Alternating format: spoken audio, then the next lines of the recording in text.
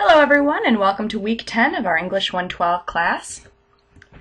As many of you know, we are 2/3 of the way done with our class.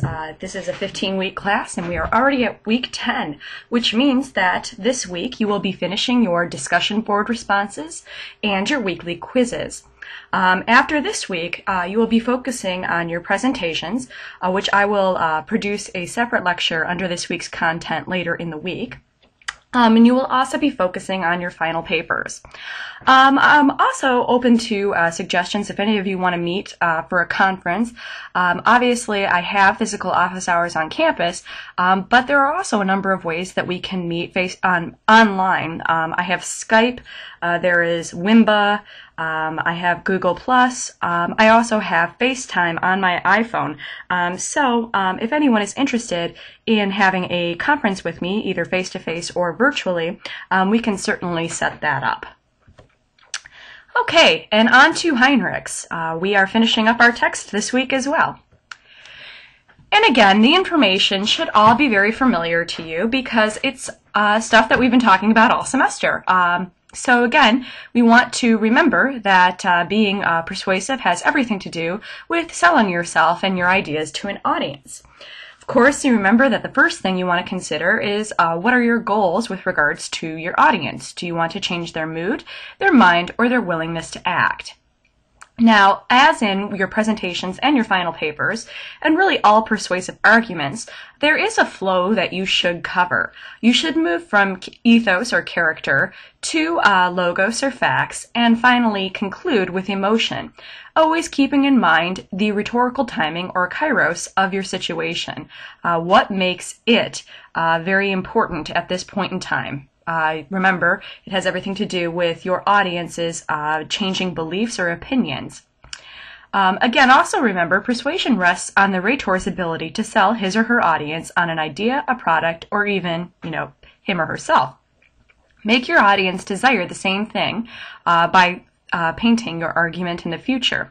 Again, remember, deliberative and advantageous arguments are what we are aiming for. Again, remember, when you're establishing your credibility, you want to avoid using values language and forensic language.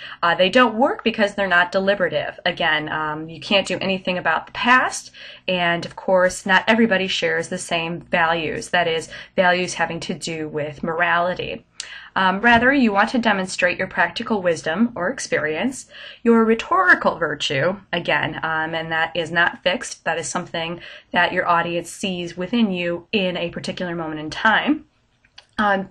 You, of course, also want to demonstrate your disinterested goodwill, that is, your selflessness, how maybe even the choices that you're offering your audience might hurt you, which, of course, would be all part of a larger identity strategy. And of course, remember, when in doubt, you'll want to concede at least some portion of your opponent's point before you smack them down with your own argument, as it were. Again, we're moving from ethos to logos. Logos is, of course, reciting more than facts and figures. You must be careful to present information in an ethical manner, that is, not stacking the deck without regards to discussing what other people have to say on the topic you are addressing. And, of course, you want to avoid using language that has to do with right or wrong. It tends to put people on the defensive. Now, I want you to consider these questions, and they are key. They should appear somewhere in your presentations and or papers. What are we going to do about X, Y, or Z? How can we make choices that are advantageous to as many people as possible? And how can we be more open to other people's discourse? If you keep yourselves in line with these questions, you'll be on your way to forming a very persuasive and advantageous argument. Heinrichs also mentions in the final pages of your book he mentions reviving rhetoric. Again, as you recall from the beginning of the semester, and we discussed that rhetoric actually used to be an extremely important foundation of early American education because it was a powerful tool used to train people for leadership. It's also an invaluable tool of democracy if you think about it. Again, if our main goal is to create advantageous arguments, we can't get mucked up in our own selfishness. We have to consider the good of others. And this goes along with, contrary to what many presidential candidates have proffered, America, again, was not founded as a Christian nation. It was founded as a rhetorical nation. When deciding how we were going to move through the revolution and into the beginning years of this country, a lot of decisions had to be made, considering a lot of different people. Deliberative rhetoric was initially employed to prevent factions from forming.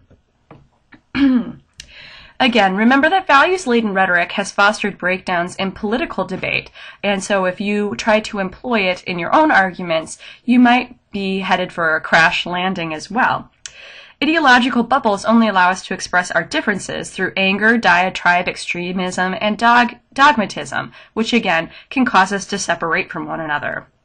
Argument, as you remember, is not the same thing as fighting, and we eventually have to get deliberative if we want to get anything done. Ultimately, I want you to remember Aristotle's definition of virtue as you are creating your presentations and papers. It is a matter of character, concerned with choice, lying in a mean. There is no password for this week's quiz, and I wish you all good luck finishing up your materials, the discussion board posts and the quizzes. And of course, again, look out for that lecture more specifically on the presentations later in the week.